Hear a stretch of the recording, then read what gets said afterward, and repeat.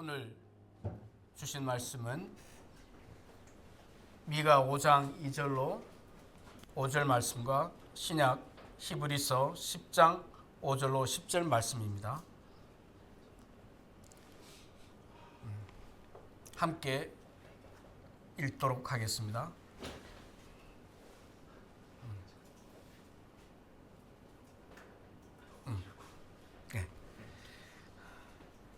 자, 함께 읽도록 하겠습니다. 베들레헴 에브라다야, 너는 유다 족속 중에 작을지라도 이스라엘을 다스릴 자가 내게서 내게로 나올 것이라. 그의 근본은 상고에 영혼에 있느니라.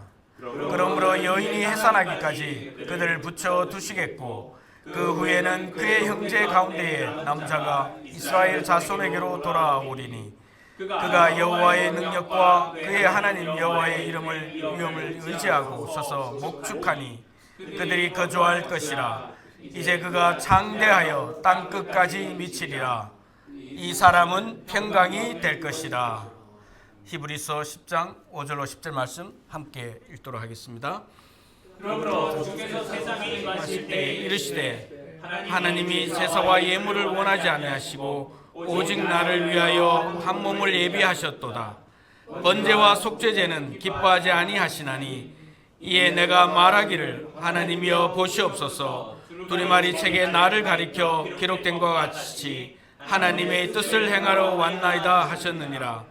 위에 말씀하시기를 주께서는 제사와 예물과 번제와 속죄제는 원하지도 아니하고 기뻐하지도 아니하신다 하셨고, 이는 다 율법을 따라 드리는 것이라. 그 후에 말씀하시기를 보시옵소서. 내가 하나님의 뜻을 행하려 왔나이다 하셨으니, 그 첫째 것을 폐하심은 둘째 것을 세우려 하심이라. 이 뜻을 따라 예수 그리스도의 몸을 단번에 들이므로 말미암아 우리가 거룩함을 얻었노라.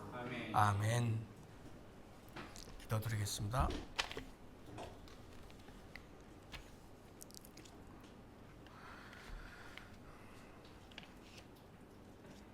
사랑과 은혜가 넘치는 하나님 감사합니다. 우리를 불쌍히 여기사 진노를 더디하시는 하나님, 지금 우리는 한 치 앞도 보이지 않는 캄캄한 어두운 터널을 지나며 길을 찾지 못하고 헤매고 있습니다. 개인적으로나 국가적으로나 힘겨운 나날을 보내고 있습니다. 하나님은 십자가에 매달려 독생자를 죽게 하시면서까지 긍휼한 마음으로 그 아픔을 이기셨습니다. 연약한 우리를 불쌍히 여기사 붙잡아 주시옵소서. 우리를 그 진리의 빛으로 인도하여 주시옵소서. 이렇게 늘 우리와 함께 하시어 눈동자처럼 지켜 주시사 은혜 가운데 그리스도의 빛을 사모하며 살도록 하십시오. 그런데 우리는 그 빛을 가리거나 영적 눈을 감아버리기 일쑤입니다.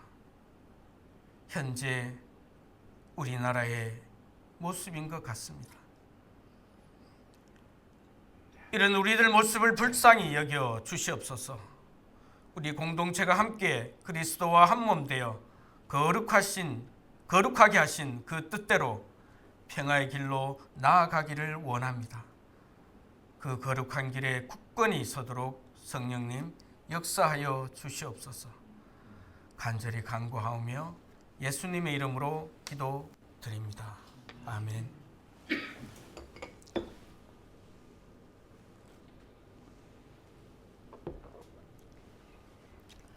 오늘은 먼저 우리가 이렇게 고백하며 말씀을 들었으면 합니다. 하나님과 더불어 예수 그리스도로 말미암아 화평을 누리자. 화평을 누립시다. 우리는 이제 하나님과 원수되어 살던 삶의 종지부를 찍었습니다. 하나님 앞에 바로 섭시다.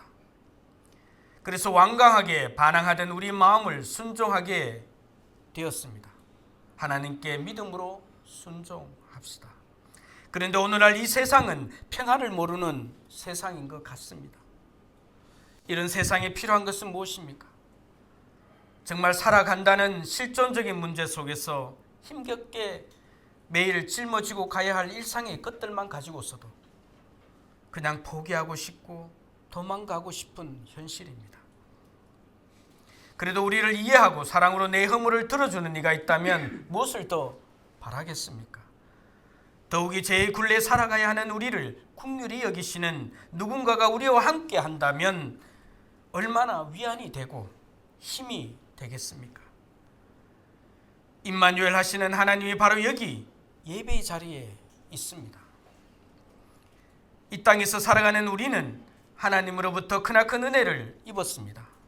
예수 그리스도 안에서 하나님을 아는 지식과 십자가 안에서 누리는 하나님과의 평화로 충만한 상태가 되었습니다. 이 충만한 상태가 우리가 누리며 우리 신앙생활에 요구되는 전부라면 얼마나 좋겠습니까? 그러나 성경 말씀은 여기에서 한 발 더 나아가 다만 이뿐 아니라 라고 말씀하십니다. 다만 이뿐 아니라. 네, 그렇습니다.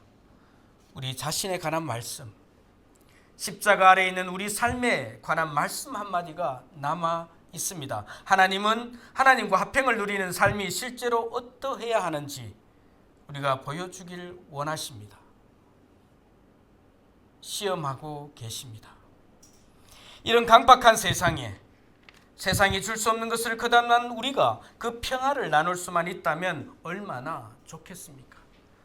하나님의 아들 예수 그리스도가 우리를 위하여 그 죄를 감당하시고 십자가를 짊어지시고 가셨습니다. 그분만이 우리를 하나님과 화목하게 할 수 있는 유일한 화목 제물이셨습니다.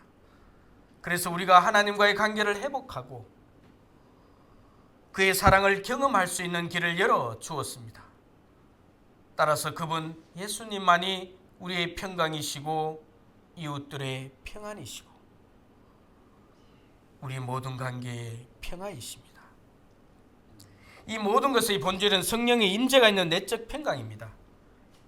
즉 다시 말해 예수님과 한 몸 된 연합으로 온전히 성취될 수 있는 것입니다. 이 대림절 절기를 보내면서 우리는 십자가 죽음과 부활, 마침내 곧 다시 오실 메시아를 소망합니다. 하나님 앞에 잠잠히 나아갑니다. 그리고 오늘 이 소망의 기쁨으로 거룩한 네 번째 주일 예배를 드리고자 합니다. 예수 그리스도로 말미암아 하나님과 화평하게 되어 다시 태어난 우리는 평강을 이루고 평화의 길로 나아가야 합니다. 란 주제로 여기 모인 성도 여러분들과 성령의 교통 안에서 말씀을 듣는 은혜의 시간이기를 소망합니다. 이제 본문 안으로 좀 더 들어가 보도록 하겠습니다. 미가서 5장 2절 말씀. 베들레헴 에브라다야 너는 유다 족속 중에 작을지라도 이스라엘을 다스릴 자가 내게서 내게로 나올 것이라. 그의 근본은 상고의 영혼에 있느니라. 베들레헴 에브라다야 라는 이 어구처럼 동일한 지명을 가리키는 고유명사를 연이어 사용하고 있습니다.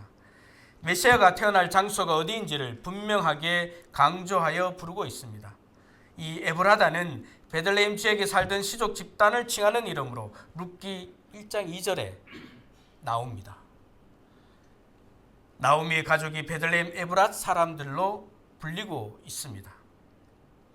그리고 이 시골 마을 베들레헴은 여호수아 19장 15절에 언급된 스불론의 베들레헴과는 구별하고자 합니다.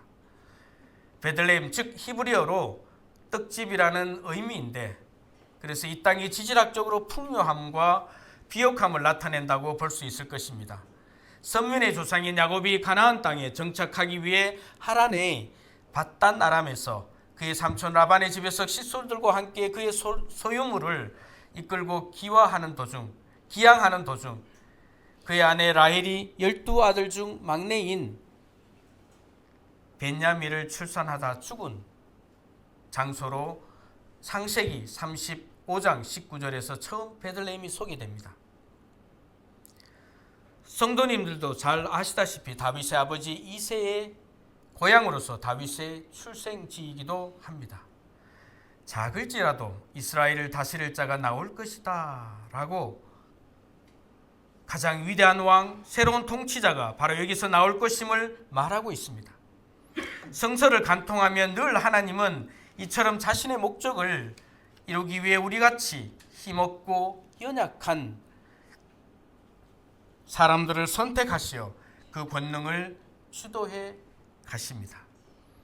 그의 근본은 상고에 영원에 있느니라 하시며, 이처럼 오늘 본문 말씀은 메시아의 기원을 영원이라는 단어로 나타내 보이시고 있습니다. 이 2절 말씀을 통해서 우리는 메시아가 한계를 갖는 인간이면서 또한 동시에 모든 시간 개념을 뛰어넘는 영원한 존재임을 나타내고 있는 것을 알 수 있습니다. 왜냐하면 메시아이신 그리스도는 하나님의 본체이시며 그 실상은 시작도 끝도 없으신 분이시며 영원하신 분이기 때문입니다. 이렇게 하나님은 이 강박한 세상으로 인간의 몸으로 성육신하셔서 낮아지심을 선택하시고 계십니다. 빌립보서 2장 6절로 7절 말씀 함께 읽겠습니다. 그는 근본 하나님의 본체시나 하나님과 동정됨을 취할 것으로 여기지 아니하시고 오히려 자기를 비워 종의 형체를 가지사 사람들과 같이 되셨고, 골로새서 1장 17절 말씀도 함께 읽겠습니다. 또한 그가 만물보다 먼저 계시고 만물이 그 안에 함께 섰느니라. 그러므로 이처럼 본문에서 곧 오실 메시아의 기원에 대해 피조물인 우리 인간과는 전적으로 다른 그분의 영원성, 절대성과 시공간의 초우성을 나타내고자 하는 것입니다. 그분이 세상에 와서 우리를 향해 행할 구원 사역을 강조하기 위함인 것입니다. 그리고 하나님은 히브리서 10장 5절로 7절 말씀, 그러므로 주께서 세상에 임하실 때 이르시되 하나님이 제사와 예물을 원하지 아니하시고 오직 나를 위하여 한 몸을 예비하셨도다. 번제와 속죄제는 기뻐하지 아니하시나니 이에 내가 말하기를 하나님이여 보시옵소서, 두루마리 책에 나를 가리켜 기록된 것 같이 하나님의 뜻을 행하려 왔나이다 하셨느니라. 네. 먼저 시편 40편 6절로 8절 말씀을 인용하며 나를 위하여 몸을 예비하셨다라고 함은 성부 하나님이 그리스도가 하나님의 뜻을 순종하여 속죄의 제물을 드리도록 새 언약의 제물 곧 한 몸을 준비하신 것입니다. 그런 구약의 제사 제도를 제정하신 분은 하나님이신데 바로 그 하나님이 제사 제도를 기뻐하지 않는다는 것을 어떻게 받아들여야 할까요? 이는 하나님께서 구약 제사로서는 하나님을 온전히 기쁘시게 할 수 없다는 제사의 한계성을 우리에게 이해시키고 있습니다.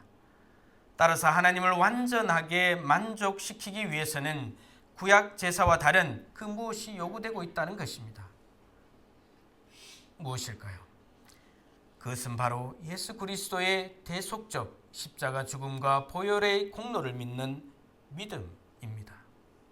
이것만이 완전한 구원을 가능케 하는 것입니다. 따라서 하나님은 구약의 제사 자체보다는 그 이면에 담긴 우리의 전적인 믿음, 순종을 원하고 있기 때문인 것입니다. 사무엘상 15장 21절 말씀 함께 봉독하겠습니다. 이르되 여호와께서 번제와 다른 제사를 그의 목소리를 청종하는 것을 좋아하신 같이 좋아하시겠나이까. 순종이 제사보다 낫고 듣는 것이 순양의 기름보다 나으니. 시편 51편 16절로 17절 말씀도 함께 봉독하겠습니다. 주께서는 제사를 하지 아니하시니 그렇지 아니하면 내가 드렸을 것이라. 주는 번제를 기뻐하지 아니하시나이다. 하나님께서 구하는 제사는 상한 심령이라. 하나님이여 상하고 통회하는 마음을 주께서 멸시하지 아니하시리이다. 네, 그렇습니다. 두루마리 책에 나를 가리켜 기록된 것 같이 이는 장차 올 온전한 제물인 예수 그리스도를 바라보기를 원하시는 것이고 이것이 하나님의 뜻을 행하는 것이다 라고 말씀하고 계십니다. 그리스도께서 자신이 모든 성경의 중심이라고 말씀하신 점에 비추어 볼 때 요한복음 5장 39절 말씀, 너희가 성경에서 영생을 얻는 줄 생각하고 성경을 연구하거니와 이 성경이 곧 내게 대하여 증언하는 것이니라. 예수께서 말씀하시듯 이것은 구약 성경 전체를 가리킨다고 보아도 틀리지 않을 것입니다. 사실 성경 구절들은 그리스도에게 집중되어 있다고 해도 과언이 아닙니다. 성경의 어떤 책, 어느 장이 있든지 간에 그것을 해석할 때에 그리스도를 배제하고서는 구속사를 전개해 가시는 하나님의 뜻을 올바르게 이해할 수가 없는 것입니다. 따라서 그분은 하나님의 뜻을 행하기 위해서 이 땅에 오신 것입니다. 그리고 그분은 하나님의 뜻을 온전히 받들기 위해 십자가에 죽기까지 복종하신 것입니다. 이렇듯 하나님의 뜻을 안다는 것이 무엇인가? 그리고 안다는 것이 어디서 시작되어야 하는가? 알아야 하는 것은 하나님의 낮아지심과 그분의 십자가 죽음입니다. 그리고 하나님의 뜻의 시작은 바로 십자가 안에서만 시작되어야 하는 것입니다. 즉 모든 것이 부정된 것 후에 긍정되는 것, 바로 그리스도의 십자가 죽음과 부활 사건에서부터 시작되어야 한다는 것입니다. 단언컨대 그래서 우리 그리스도인은 언제일지 모르는 그날을 소망하며 아침에 눈을 뜨면 이렇게 시작하지 않습니까? 무릎 꿇고 나는 아무것도 아니며 아무것도 모릅니다 로 고백하며 잠잠히 기도로 아침을 엽니다. 나의 이성 자아보다 하나님이 원하시는 그 뜻이 어디에 있는지 통회하는 마음으로 기도로 하루를 시작합니다. 일상의 반복된 슬픔과 아픔이 우리를 한없이 짓누르며 상하게 합니다. 하지만 베드로후서 3장 8절 말씀처럼 하루를 천년같이, 천년을 하루같이 여기시는 영원하신 하나님께 모든 것을 의탁하며 의지해야 합니다. 하나님 앞에 두렵고 떨리는 마음으로 날마다 거룩하기를 힘쓰는 종말론적인 삶을 살아가는 것입니다. 따라서 이것이 주님을 향한 합당한 소망 있는 삶인 것입니다. 주님이 다시 오실 그날을 기다리며 현재의 실존적인 삶을 헤쳐나가야 하지 않겠습니까? 미가서 5장 3절 말씀, 오늘 본문 말씀입니다. 그러므로 여인이 해산하기까지 그들을 붙여 두시겠고 그 후에는 그의 형제 가운데에 남은 자가 이스라엘 자손에게로 돌아오리니. 오늘 본문에서는 메시아의 강림을 여인이 해산하는 것에 빗대어 묘사하고 있습니다. 이는 장차 여자의 후손이 뱀의 머리를 상하게 한다는 창세기 3장 15절이나 처녀가 잉태하여 아들을 낳을 것이요 그의 이름을 임마누엘이라 하리라 라고 이사야 7장 14절에서 같은 비유의 말씀을 찾아볼 수 있습니다. 마찬가지로 본문은 메시아가 성육신하여 이 땅에 오실 것이라는 사실을 염두에 둔 예언입니다. 이는 후에 예수 그리스도께서 성령으로 말미암아 동정녀 마리아에게서 잉태되시는 것을 현실이 되는 것입니다. 이와 같이 실로 죄로 신음하는 우리를 구원하기 위하여 그리스도를 보내실 것은 태초부터 계획되었음을 보여주고 있습니다. 본문에서 다시 한번 확인하는 것이겠죠. 그래서 그들을 붙여 두겠고의 의미는 이스라엘 백성으로 하여금 한동안 원수들의 손아귀 안에서 고통을 당하도록 내버려 두실 것임을 의미하는 것입니다. 그러나 그 기간은 오래가지 않을 것임을 암시합니다. 그 기간은 임신의 고통을 당하고 있는 여인의 모습에 잘 표현되어 있습니다. 그 후에는 이 시간 분살은 좁게는 고레스 시대의 바빌론에서 포로 생활을 하던 일부의 남은 자들이 고국으로 귀환함을 예언하고 있습니다. 궁극적으로 죄의 굴레에 갇혀 있는 우리들이 곧 예수 그리스도에 의하여 죄와 사망에서 해방될 것임을 예언하는 것이기도 합니다.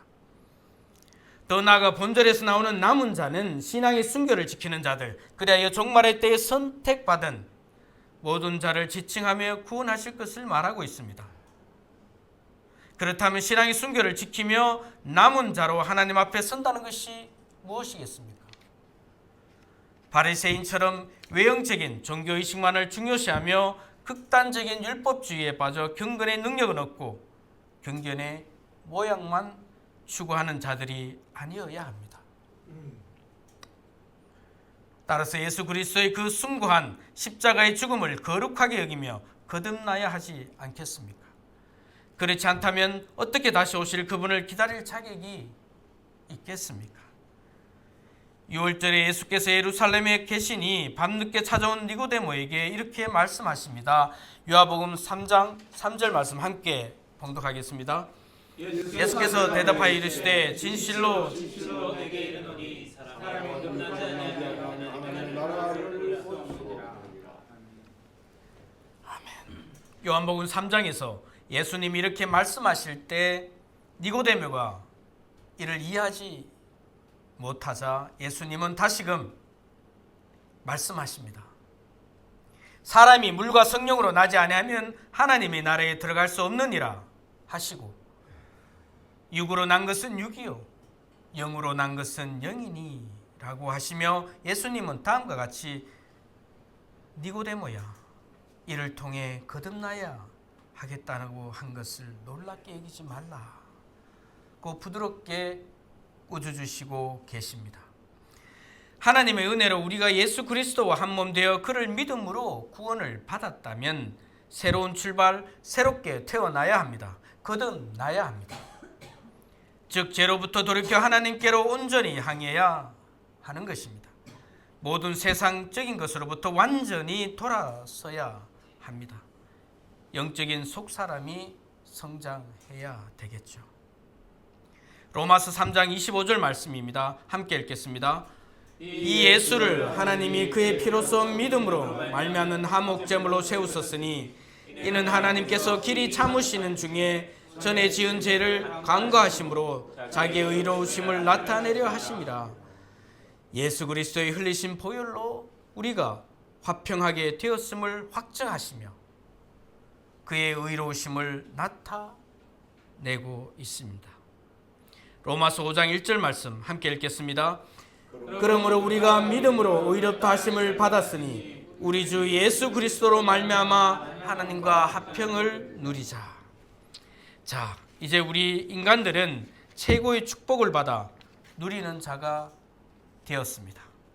하나님께서는 우리에게 온전한 믿음으로 거듭나기를 바라십니다. 그런데 황금 만능주의가 판치는 이 세상과 분리되어 구별된 삶을 산다는 것은 그리 쉬운 것만은 아닌 것입니다.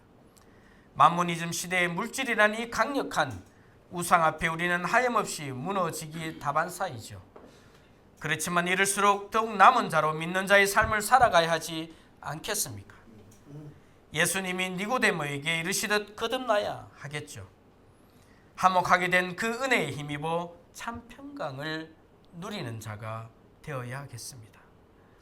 성령의 인도함을 늘 구하는 삶 말입니다. 고린도후서 3장 17절로 18절 말씀 함께 읽겠습니다. 주는 영이시니 주 영이 계신 곳엔 자유가 있느니라. 우리가 다 수건을 벗은 얼굴로 거울을 보는 것 같이 주 영광을 보매 그와 같은 형상으로 변화하여 영광에서 영광에 이르니 곧 주의 영으로 말미암음이니라. 아멘.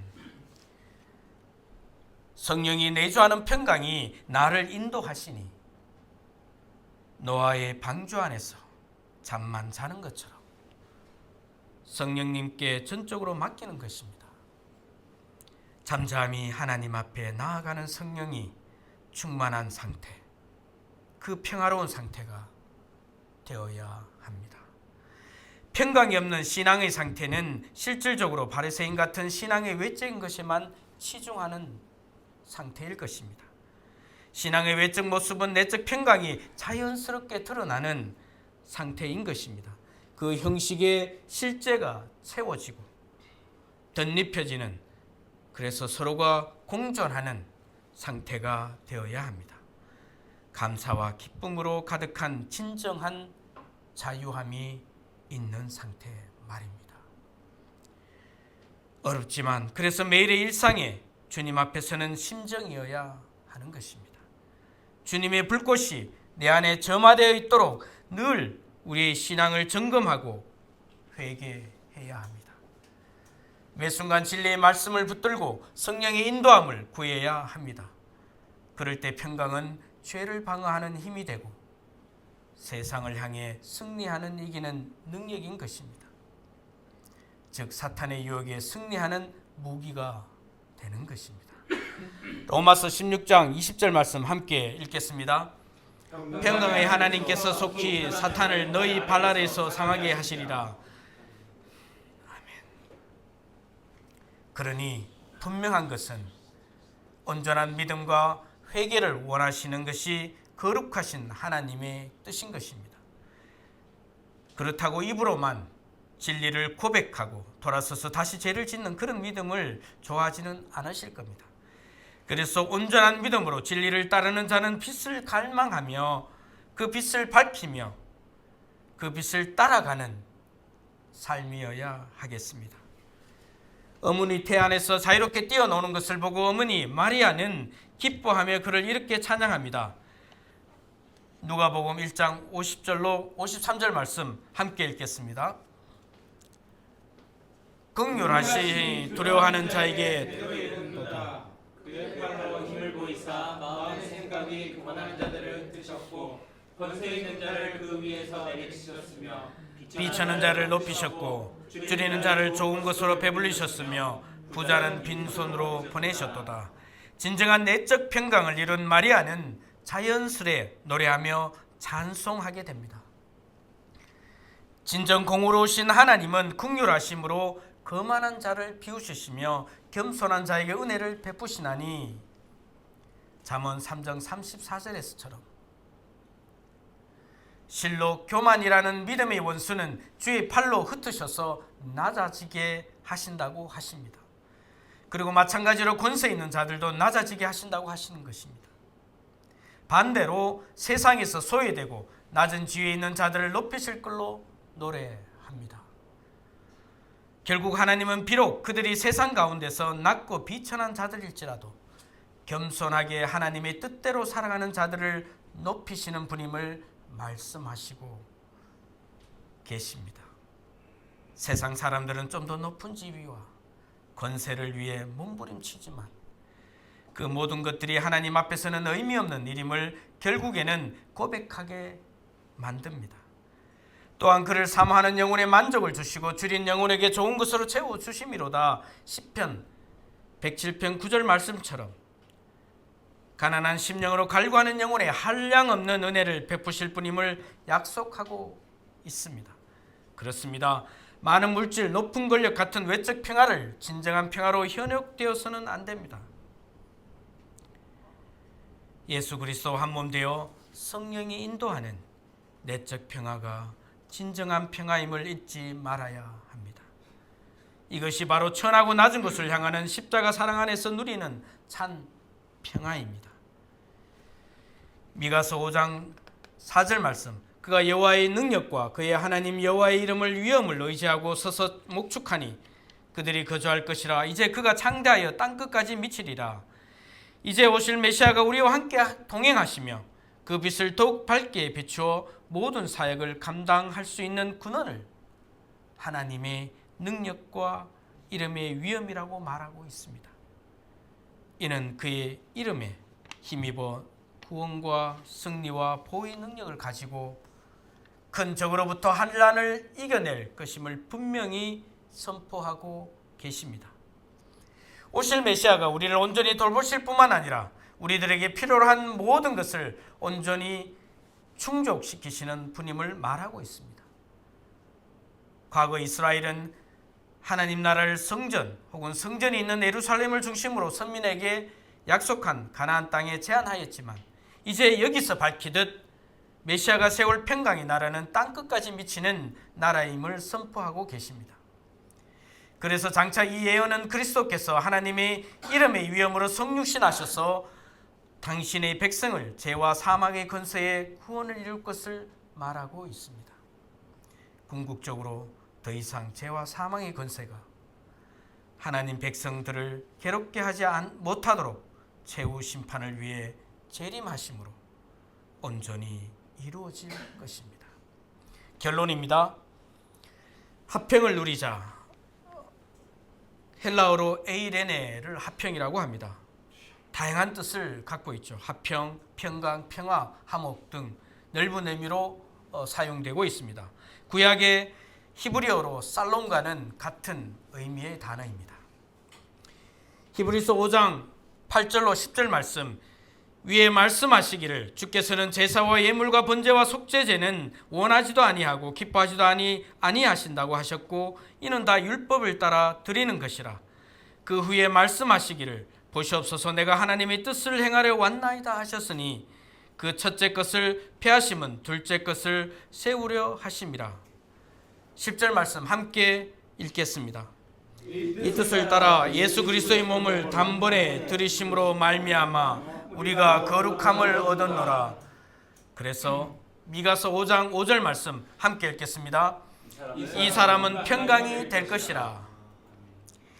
예수 그리스도의 몸을 단번에 들이심으로 우리가 거룩함을 얻었습니다. 그의 십자가 죽음이라는 사랑으로 하나님과 화평을 이루었습니다. 하나님이 원하시는 것은 이제 우리는 온전한 믿음으로 새로 태어나기를 원하십니다. 그래서 우리가 십자가와 한몸되어 성령이 내주하는 진정한 평강을 원하십니다. 마음속으로 외쳐봅시다. 화평을 누리자. 완전한 에이렌의 말입니다. 성령의 임재와 더불어 우리 자신의 내면의 평강 상태가 되어야 합니다. 그럴 때 공동체가 수많은 환난 가운데서도 진정한 의미의 하나가 되는 평화의 상태가 성취되는 것입니다. 온 땅에 하나님 나라가 선취되는 것입니다.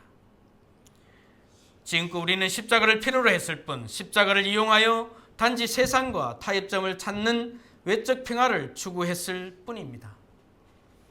그렇지 않습니까? 십자가를 산하는 것이 아닙니다.